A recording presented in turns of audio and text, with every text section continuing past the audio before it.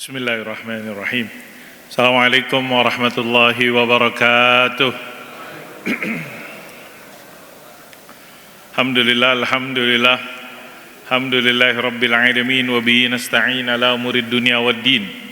Salatu wassalamu ala asyrafil anbiya'i wal mursalin nabiyyina wa maulana Muhammadin wa ala alihi wa sahbihi ajma'in. Subhanaka rabbana la ilma lana illa ma 'allamtana innaka antal alimul hakim. Fazidna ilma warzuqna fahma ya alim ya hakim ya rabbal alamin. Allahumma faqihna fid din wa 'allimna ta'wil. Allahumma inna nas'aluka ilman nafi'a, rizqan tayyiba, amalan salihan mutaqabbala. Allahumma ma amsa bina min ni'ma wa bi ahadin min khalqik faminka wahdak falakal hamdu wa lakas syukur. Allahumma ya zal jalali wal izzah unsur ikhwanana fi Gazzah, afriq alim sabra, thabbit aqdam, wansurhum ala al-yahudi az-zalimin. Allahumma salli wa sallim ala Sayyidina Muhammad wa ala ali Sayyidina Muhammad walhamdulillahi rabbil alamin. Segala puja dan bersyukur kita panjatkan kehadirat Allah Subhanahu wa taala. Salawat dan salam kita sampaikan kepada Nabi Muhammad sallallahu alaihi wasallam. Allahumma salli wa sallim ala Sayyidina Muhammad wa ala alihi wa sahbihi wa sallim ajma'in. Jamaah Masjid Al-Hidayah rahimakumullah, kita berada masih di bulan Muharram. Kita masih berada di bulan Muharram 1447 Hijriyah. Hari ini tanggal 20 berapa? 24, 25, 24 kayaknya, 24 daripada bulan Muharram. Bulan Muharram adalah bulan daripada bulan-bulan haram. Bulan Muharram adalah bulan kita disunnahkan untuk memperbanyak puasa sunnah. Salah satu puasa sunnah yang sangat dianjurkan di bulan Muharram adalah hari Ashura, sudah lewat tanggal 10 Muharram. Bulan Muharram di Jawa disebut dengan bulan Syuro. Benar, ada Jawa bulan Syuro. Kapan tuh bulan Syuro? Ini sekarang nih bulan Muharram, di bulan Syuro. Bulan Syuro. Ada hari Ashura, yaitu hari ke-10. Bulan Muharram adalah bulan di mana tadi dulu disebutkan di dalam Al-Qur'an, ada pertanyaan kepada Nabi Muhammad sallallahu alaihi wasallam tentang bulan haram. Yas'alunaka 'anil syahril harami qitalin fi. Mereka bertanya kepada Nabi Muhammad sallallahu alaihi wasallam tentang bulan haram, tentang perang di bulan haram. Maka syariat umat Nabi Muhammad sallallahu alaihi wasallam dan juga mungkin syariat-syariat terdahulu, bangsa terdahulu, bulan haram adalah bulan yang dihormati dan dimuliakan. Hari ini ataupun di saat ini, salah satu bentuk penghormatannya kita dengan memperbanyak puasa sunnah, khususnya yang dikatakan di hari Ashura. Semoga ibadah-ibadah yang kita lakukan diterima oleh Allah Subhanahu wa taala. Bulan Muharram juga bulan yang dijadikan titik awal kalender Hijriyah. Kalender Hijriyah, maka awal bulannya adalah bulan Muharram.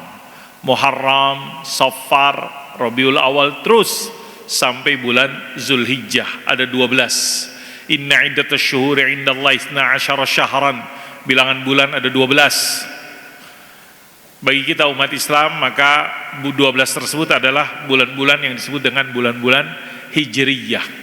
Apakah hijrahnya Nabi di bulan Muharram? Dipahamin dalam keterangan para ulama, hijrahnya Nabi, idenya mungkin ataupun restunya ataupun semangatnya udah mulai di bulan Muharram, tapi pelaksanaannya, eksekusinya dikatakan dipahami di akhir bulan Safar, awal-awal bulan Rabiul Awal. Rasulullah sallallahu alaihi wasallam dengan izin Allah Subhanahu wa taala memasuki kota Madinah Al-Munawwarah. Jamaah rahimakumullah, jadi setelah bulan Muharram, bulan Safar, Rabiul Awal, Rabiul Akhir, Jumadil Awal, Jumadil Akhir, Rajab, Sya'ban, Ramadan. Berapa bulan lagi Ramadan? Berapa bulan lagi Ramadan? Baru bulan pertama. Berarti kurang lebih ada 7 bulan, 8 bulan lagi bulan Ramadan.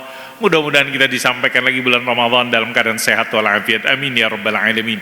Ada satu hikmah ataupun informasi menarik. Kita tahu di bulan Muharram disyariatkan puasa Asyura sunnah. Disebutkan dalam riwayat hadis, keutamaan puasa Asyura itu adalah kita berharap dihapuskan dosa 1 tahun. Kalau hari Arafah dosa 2 tahun. Sama-sama 1 hari. Sama-sama puasa 1 hari. Kalau hari Arafah tanggal 9, hari Asyura tanggal 10, bulannya beda, tapi sama-sama bulan haram. Hari Arafah bulan Zulhijjah, bulan haram. Hari Asyura bulan Muharram, bulan haram juga maksudnya. Kenapa kok jadi beda? Di hari Arafah sama-sama sunnah bagi kita, sunnah puasa tanggal 9 Zulhijjah, yaitu puasa Arafah, sebagaimana juga sunnah kita puasa tanggal 10 Muharram, yaitu hari Asyura. Kemudian dalam riwayat hadis Nabi membedakan, kalau hari Arafah mudah-mudahan mengampuni dosa 2 tahun, kalau hari Asyura 1 tahun. Apa bedanya? Padahal cuma sama-sama 1 hari.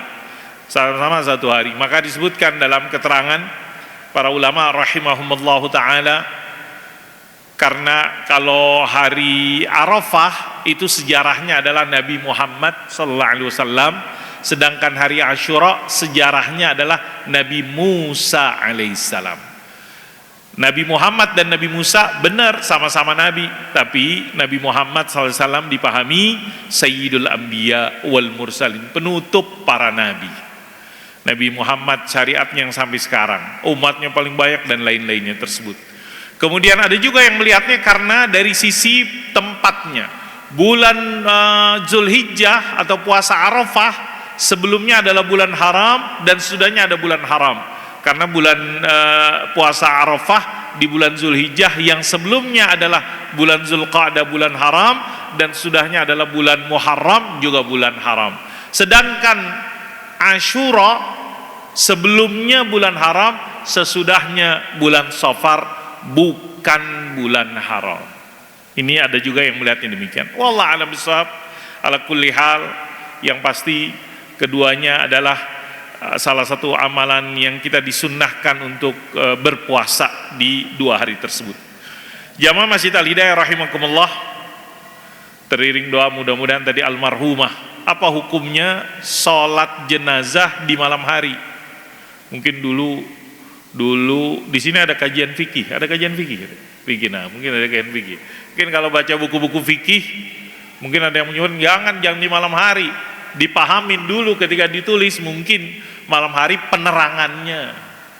Dulu malam hari penerangannya terbatas, kemudian dan lain-lain, sehingga sampailah kesimpulan para ulama rahimahumullah ta'ala, sehingga bisa jadi di dalam keterangannya hari ini Allah kasih kepada kita kenikmatan penerangan, sehingga walaupun malam hari insya Allah prosesi pengurusan jenazah dan lain-lainnya, penguburan dan seterusnya, mudah-mudahan tidak menjadi sebuah halangan dan kendala tersebut. Almarhumah akan dikuburkannya di sini, kan ada dekat kuburan, ini lain kali. Kalau nggak salah di sini ada kuburan, mungkin lain pertimbangan keluarga.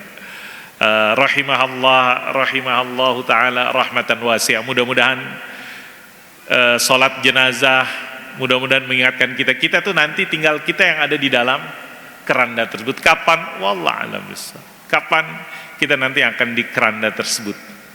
Kita yang akan di dalam keranda kurung batang, kita akan disolatin. Almarhumah salah satunya tadi informasinya Allah panjangkan usianya 80 berapa tadi? 80 lebih. Kita nggak tahu sampai gak kita 80 tahun tersebut. Wallahu a'lam. Mudah-mudahan diberikan husnul khatimah tersebut.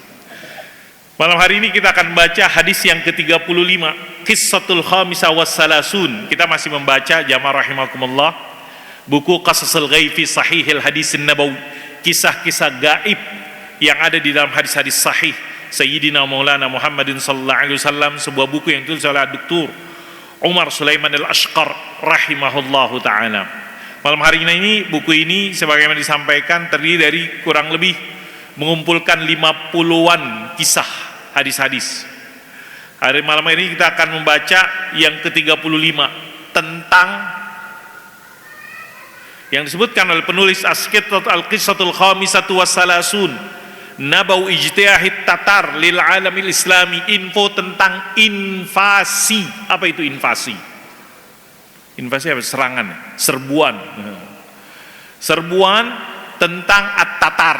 Tatar itu ada yang memahaminya Mongol. Ada dulu di zaman dalam mungkin ratusan tahun yang lalu, ada dalam sejarah 1200 atau berapa tersebut. Salah satu kekuatannya itu adalah Mongolia, Tatar, Genghis Khan, Hulagu Khan dan seterusnya disebutkan. Maka ada riwayat hadis Nabi. Jadi ada para ulama menghubungkan apakah yang terjadi fitnah dulu ketika kekuatan besar Mongol yang disebut dengan Tatar itu adalah sesuai dengan apa yang diinfokan oleh Rasulullah sallallahu alaihi wasallam. Itulah mungkin yang menjadi dasar sehingga penulis rahimahullah taala memasukkan hadis tersebut sebagai Nabi kan ketika jadi Nabi paling top, Nabi pergi kemana? Nggak jauh-jauh banget dari Mekah ke Madinah ketika jadi Nabi ya, ketika jadi Nabi nggak sampai keluar negeri jauh-jauh sehingga ketemu dengan bangsa A, bangsa B, bangsa C dan seterusnya. Tapi ada hadis Nabi yang disebutkan dari sahabat Abu Hurairah radhiyallahu anhu. Hadis ini ada di dalam Sahih Al-Imam Al-Bukhari rahimahullah. Jadi nggak diragukan keautentikannya bagi kita Ahlus Sunnah. Apa kata Rasulullah SAW dari sahabat Abu Hurairah radhiyallahu anhu? Qala Rasulullah sallallahu alaihi wasallam. Hadisnya pendek, 2 baris, 3 baris. Kata Rasulullah sallallahu alaihi wasallam, la taqumus sa'ah hatta tuqatilut Turk. Terjemahannya, tidak akan kiamat. Tidak akan kiamat. Jadi dari dulu Nabi udah ngomong kiamat. Padahal Nabi udah 1400 sekian tahun tersebut. Tidak akan kiamat terjadi sampai Anda perang dengan kelompok yang disebut dengan At-Turk. Tulisannya Turk. Ta, ro, kaf. Ada yang memahami Turk ini Turki.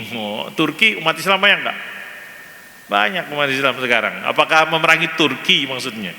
Tapi Nabi menyebutkan, dilanjutkan hadis tersebut, hatta tuqatilut Turk, sampai Anda memerangi bangsa Turk. Apa itu bangsa Turk? Kata Nabi, sigharul a'yun.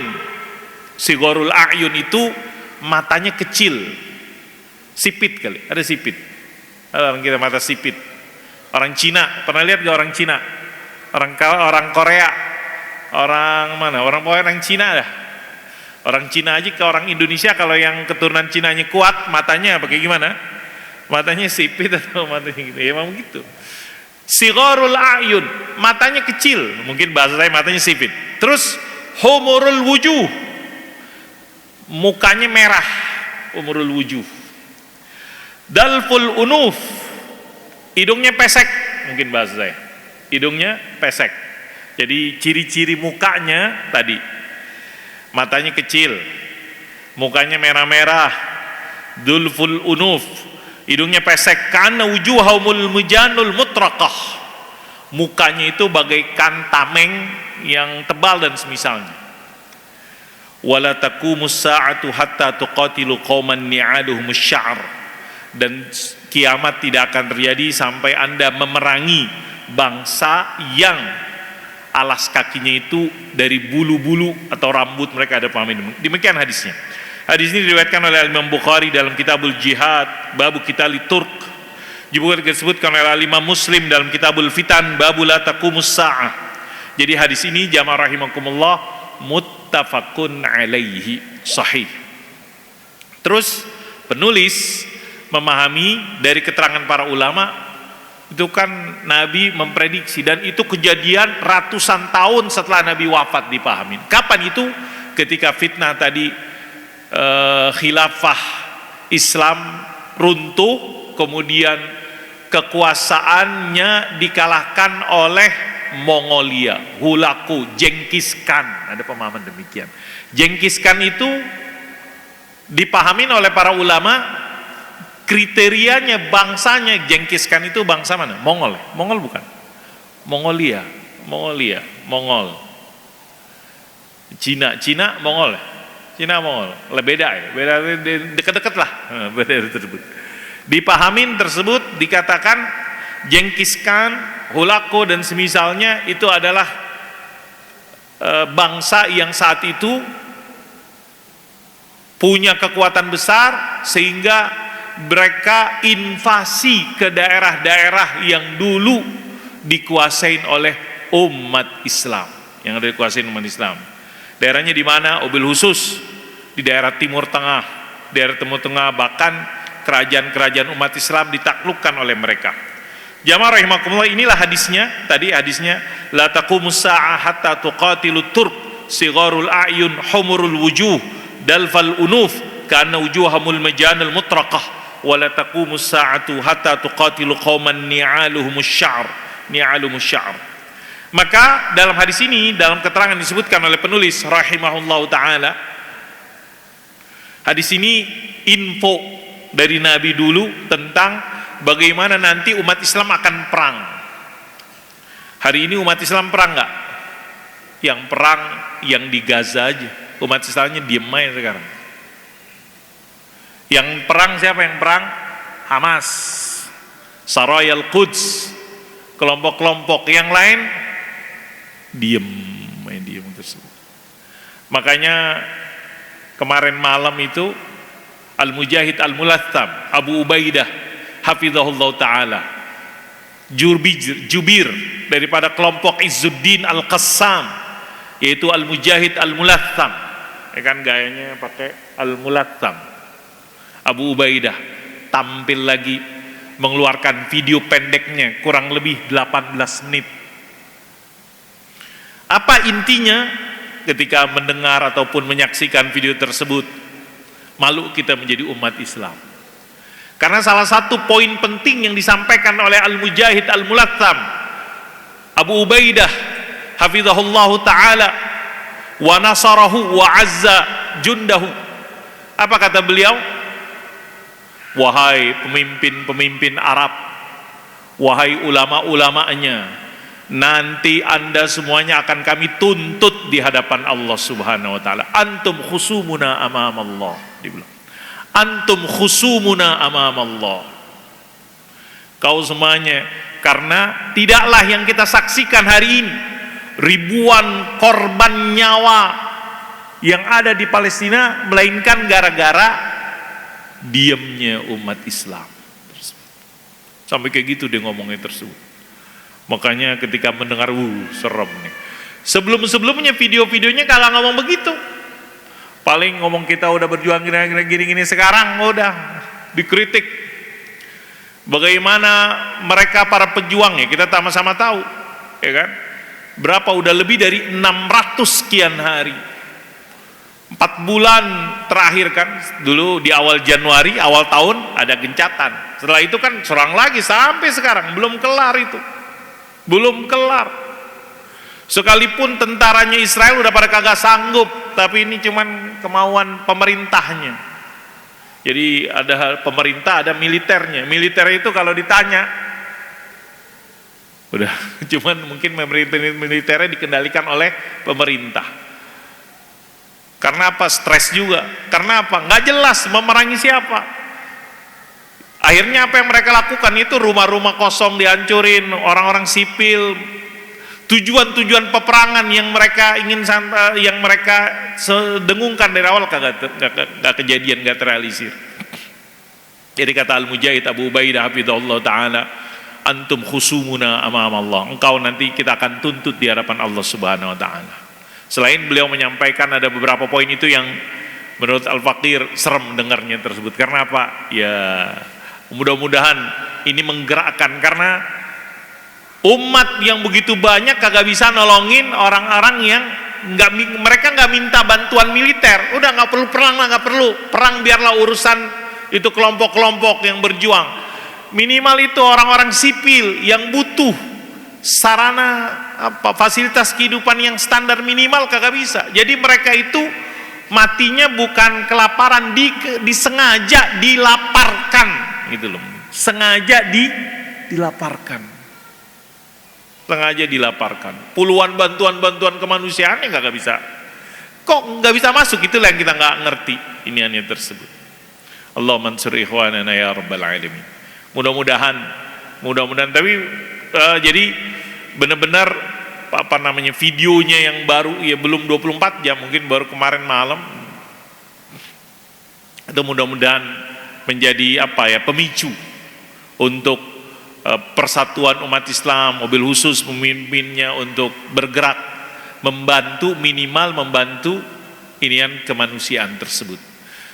Allah mansurhum ya rabbal alamin. Silakan mungkin bisa dilihat dari 18 nggak lama. Intinya mereka siap terus untuk perang, nggak takut. Kemudian maka kemudian mengucapkan salut apresiasi kepada bangsa Palestina yang sampai saat ini terus tetap bertahan gitu loh. Mengucapkan salut kepada Yaman, hanya Yaman yang terus dengan kelompok Ansarullah-nya tersebut memberikan perlawanan kepada penjajah gitu. Dan mereka siap apa yang dikatakan harbus tinzaf. Nah, dalam hadis ini kembali kepada teringat di sini la taqumus sa'ah hatta tuqatilu at-turk sigharul a'yun humrul wujud dalful unuf kana wujuhamul mijanul mutraqah wa la taqumus sa'ah hatta tuqatilu qaumun ni'alumus sya'r. Jadi Rasulullah SAW prediksi. Jadi memang kehidupan manusia tersebut ya alhamdulillah kita hidup di zaman kagak perang secara fisik. Dulu pahlawan ya kan, pendiri negara ini perang. Sekarang mungkin bagi kita perangnya mungkin secara fisik tidak langsung militer, tapi perang macam-macam kita perang tersebut, termasuk perang media, perang opini dan lain-lainnya tersebut. Saudara-saudara kita di Timur Tengah masih ada perang fisiknya. Dulu Rasulullah SAW prediksi kiamat tidak akan berdiri sampai Anda memerangi kaum Turk tersebut, yaitu yang tadi ciri-cirinya. Sehingga ada keterangan disebutkan para ulama mirip orang-orang yang mungkin di daerah Tajikistan dan seterusnya tersebut, daerah wilayah Asia Barat, Asia Timur, daerah tersebutnya Asia tersebut. Dan hadis tersebut menjelaskan kenapa kok mereka bisa menyerang, kenapa mereka hadis ini sebagaimana yang dipahami juga oleh Imam Nawawi rahimahullahu taala, anna qitala turk kana jarin fil waqti alladhi kana yu'allif fihi syarhahu li Muslim. Jadi beliau Al-Imam Nawawi ketika beliau hidup, beliau menyaksikan ataupun mendengar ataupun ngalamin peristiwa yang dikatakan umat Islam berperang melawan kelompok yang tadi Mongolia Tatar. Sehingga beliau rahimahullah ta'ala ketika mensyarah, memberikan penjelasan, kita tahu dua buku kitab hadis yang yang terkenal, Sahih Bukhari dan Sahih Muslim. Sahih Bukhari dijelaskan oleh ulama-ulama banyak, tapi yang paling fenomenal, yang paling top, yang ditulis oleh Al-Hafiz Ibnu Hajar Al-Asqalani rahimahullah ta'ala, yang disebut dengan kitab Fathul Bari. Kalau Al-Imam Muslim, Sahih Muslim, ngumpulin hadis-hadisnya, maka buku yang menjelaskan yang sering dirujuk atau yang top adalah banyak ulama-ulama yang menjelaskan hadis-hadis yang ada di dalam kitab Al-Imam Muslim rahimahullah ta'ala, tapi syarahnya, penjelasannya tersebut dipahami yang paling top apalah yang ditulis oleh Al-Imam An-Nawawi rahimahullahu ta'ala. Sehingga disebutkan penulis di sini mengutip apa yang dikatakan oleh Imam Nawawi ketika menjelaskan hadis ini dalam kitabnya Syarah lil Imam Muslim. Apa kata Imam Nawawi? Wa hazi kulluha mu'jizat li Rasulillah sallallahu alaihi wasallam. Faqad wujida qitalu haula turk bi jami' sifatim allati zakara sigharul a'yun humurul wujuh dalfal unub iradul wujuh kana wujuhumul majanul mutraqah yanta'iluna sya'r fawajadu bi hadhihi sifat kulliha fi zamanina wa qitaluhumul fi zamanina fawajadu bi sifat kulliha fi zamanina wa qatalahumul muslimuna marrat wa qitaluhumul an wa qitaluhumul an. Jadi kata Imam Nawawi, benar nih hadis yang disampaikan Nabi ratusan tahun yang lalu. Karena beliau ngalamin peristiwa di mana terjadinya fitnah ataupun peperangan, duel antara umat Islam dengan kelompok yang kata Nabi mukanya sipit ataupun matanya sipit, hidungnya pesek, seperti yang disebutkan dalam hadis. Mukanya merah, kemudian ya, mukanya mukanya itu dikatakan bagaikan tameng-tameng yang tebal, karena wujuhumul mijanul mutraqah. Ini disebutkan oleh Imam Nawawi ketika menjelaskan syarah hadis Sahih Muslim. Disebutkan juga oleh para ulama-ulama lain dalam buku-buku sejarah. Di sini berhalaman-halaman sejarahnya, saya membatasinya tersebut karena intinya tadi ada suatu masa dikatakan di abad tahun 658 Hijriah ataupun bertepatan dengan 1260 Masehi. Fitnah yang terjadi saat itu di mana umat Islam ketika runtuhnya khilafah Abbasiyah, salah satu fenomenalnya adalah dengan serangan invasi. Kenapa kok mereka menyerang? Kenapa kok mereka menyerang? Dipahamin karena dulu ada penguasa-penguasa, raja-raja mungkin di daerah Islam yang mengganggu pedagang-pedagang dari Mongol tersebut. Ada pemahaman demikian.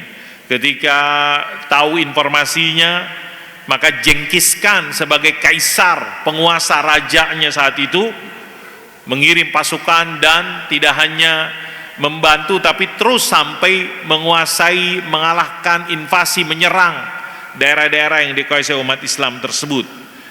Sehingga terjadilah peristiwa yang terjadi tersebut, yaitu dengan serangan mereka kepada daerah-daerah yang dikuasai umat Islam, yang disebutkan dalam riwayat korban nyawanya sampai ribuan banyaknya tersebut. Korban nyawanya, korban manusia dan seterusnya. Maka hari ini kita menyaksikan korban nyawa sahabat umat Islam yang ada di Palestina juga ribuan tersebut. Kemudian disebutkan juga di dalam keterangan, terus bagaimana? Apakah ada umat Islam bisa mengalahkan mereka?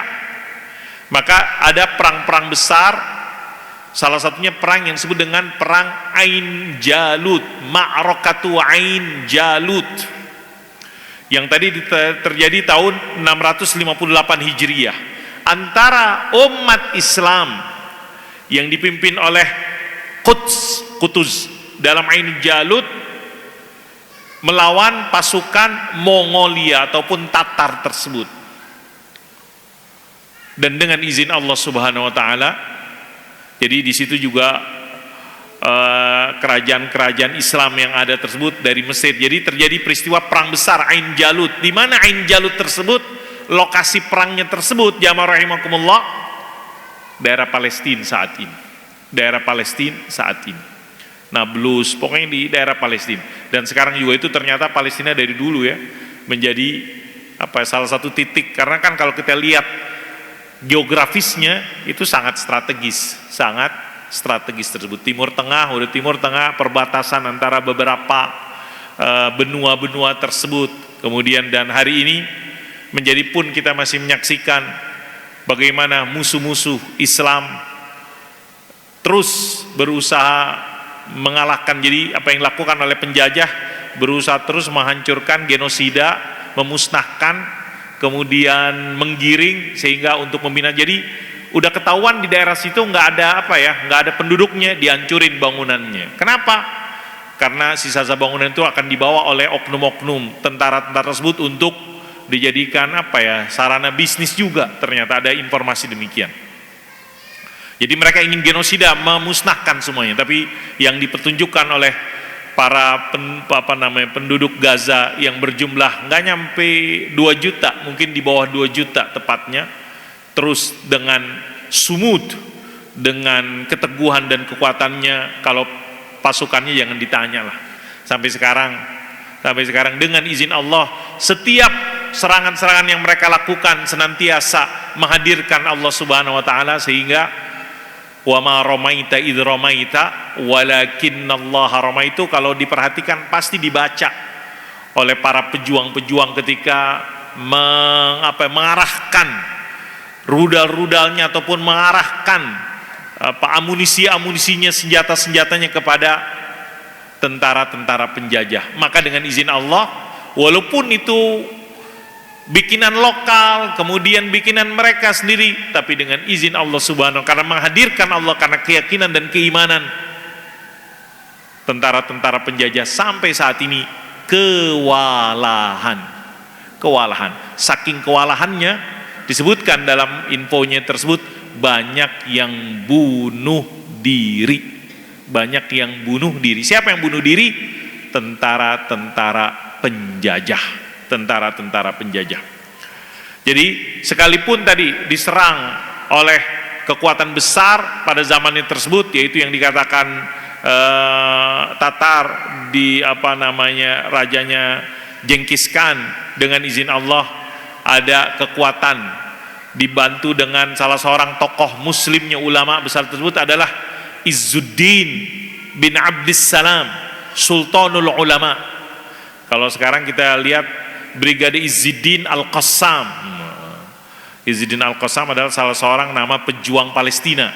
Kemudian di awal-awal, kemudian nama itu dijadikan nama faksi kelompok militer daripada Harakah Muqawamah Al-Islamiyah. Kemudian dulu di ratusan tahun lalu, di zaman terjadinya fitnah serangan daripada kelompok Tatar Mongol tersebut, ada seorang ulama yang bernama Izzuddin bin Abdissalam, Al-Mujahid Izzuddin Abdissalam, yang pada saat itu dikatakan pada zaman terjadi pertempuran dua kekuatan tersebut, beliau rahimahullah ta'ala yang memfatwakan untuk, mungkin bahasa kita sekarang, resolusi jihad kepada umat Islam saat itu, sehingga membangkitkan semangat mereka, sehingga berhasil dengan izin Allah Subhanahu wa ta'ala mengalahkan musuh Mongolia tersebut saat itu, mengalahkan pasukannya Genghis Khan Mongolia tersebut. Wa asbahu min junil, sehingga mereka ada yang akhirnya ditawan masuk Islam, kemudian dan lainnya, ada yang balik dan seterusnya. Bebaslah umat Islam, daerah Islam dari penjajahan fitnah yang dikatakan terjadi saat itu At-Tatar. Jamaah rahimakumullah, saya tidak akan bacakan detailnya ataupun perincian disebutkan oleh penulis, lumayan cukup panjang ceritanya. Penulis di akhir menyebutkan beberapa pelajaran-pelajaran yang mungkin bisa diambil dari teks hadis tersebut, hadis yang singkat tersebut. Ibarul hadis wa fawaiduhu wa ahkamuhu. Yang pertama yang dikatakan, ikhbar Rasul sallallahu alaihi wasallam bi qitalil muslimina Turk. Tadi Nabi udah memprediksi, Nabi ngasih tahu bahwasanya umat Islam akan perang melawan kelompok At-Turk tersebut. Ikhbar muslim bi qitalil muslimin At-Turk tersebut. Wa wasfu li haulil ladina nuqatiluhum. Kemudian Nabi menyebutkan deskripsi mereka, siapa At-Turk tersebut. Jadi ada orang kalau ngelihat Turknya cuman nggak ngelihat itu pemahamannya Turki. Apakah Turki? Bukan Turki, ada pemahaman tersebut. Tapi yang karakternya, sifat-sifat disebutkan oleh Nabi. Kemudian dahulu dipahamin begitu berat cobaan yang dihadapin umat Islam saat itu ketika diserang oleh kelompok mereka.